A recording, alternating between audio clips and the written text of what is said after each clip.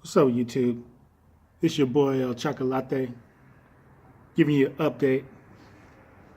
At least I feel like I need to give you guys an update.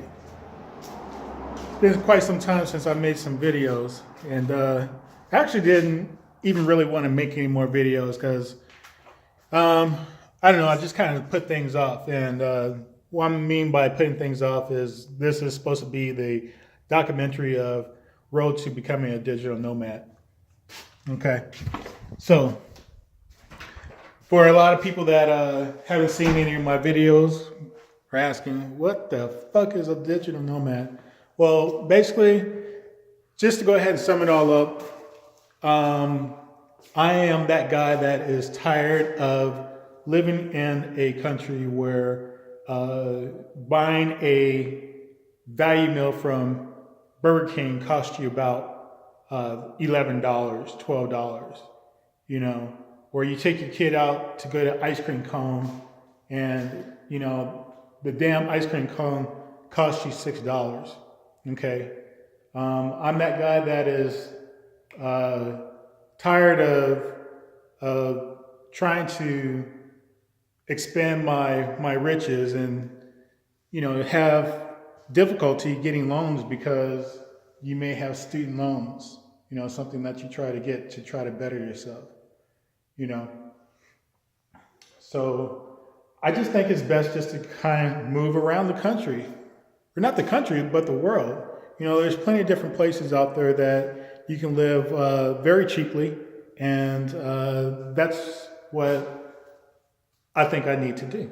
So in order for me to do that, I need to definitely build up skills that allow me to live abroad remotely anywhere in the world without having to be tied to this particular place. So in my last video, I did mention that I am working on my programming skills, which I actually am in the middle of a class right now. A couple of classes, actually. So I'm pretty much almost done with that. And that is JavaScript. Photoshop. I've also taken CSS and also HTML. So those are definitely some great foundations as far as programming goes. But I'm also doing Teach Now, which is a teaching certificate that you can get in 9 months as long as you have your bachelor's degree.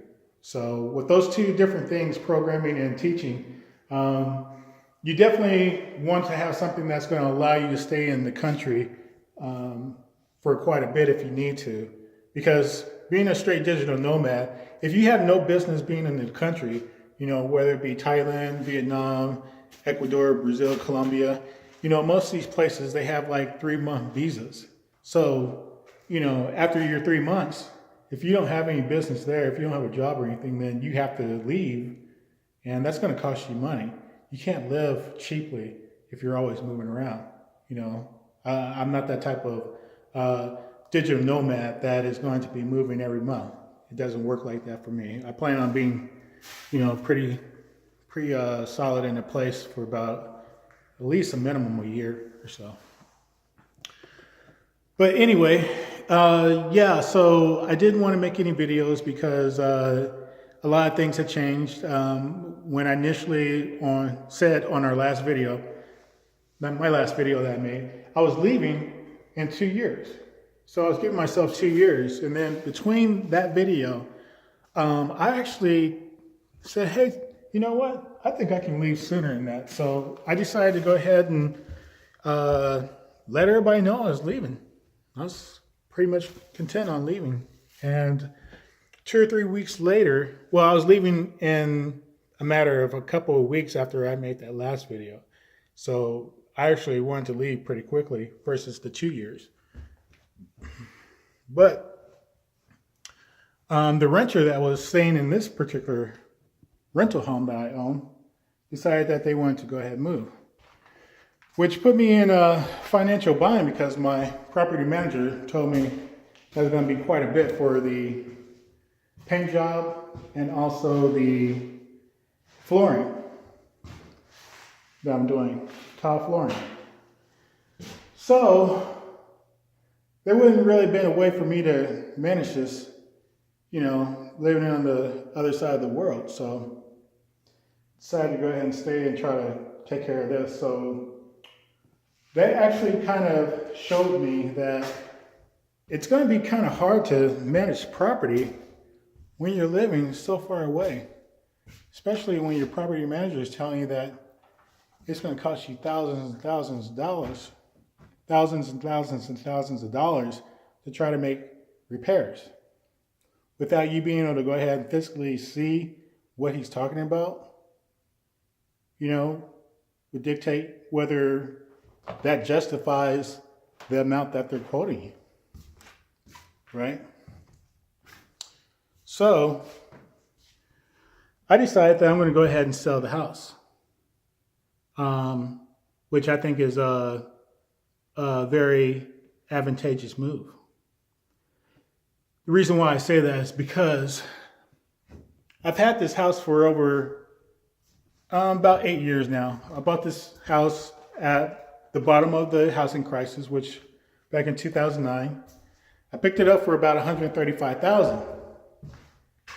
This house will probably sell for about $280,000, $290,000, maybe after the upgrades, maybe $3,000.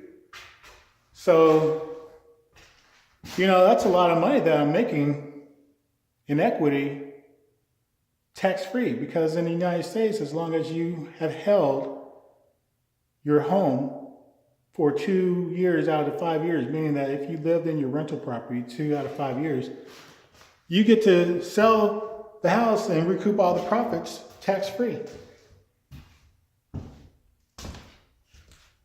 That's a lot of money tax-free. So what I'm going to do is I'm going to become the bank and find me some property that I can actually buy straight out in cash, and I'm going to be the bank, and I'm going to charge someone who most likely will be some private lender a higher interest rate than what they would get from the bank, which will allow me to receive a steady stream of income.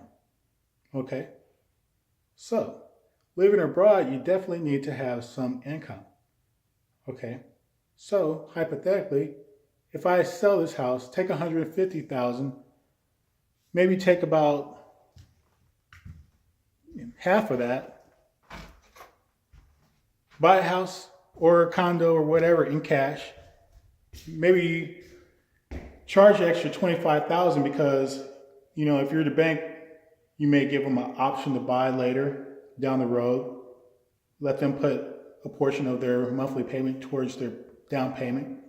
You can make about $600 or $700. Okay? Then, on top of that, you buy a fourplex, a 4-unit property.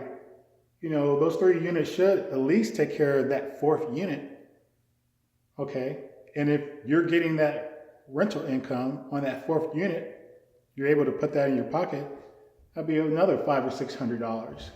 So if my cost of living is $1,200 living abroad, and I'm making $600 off of one home and another $600 off the four unit property, that's $1,200 right there. So whatever I'm doing as far as like computer programming or teaching is just gravy, just money in my pocket. So, it's just something that I think that anyone can do. You just need to go ahead and figure out how you're going to afford whatever you want, whether it's a car or, your freedom.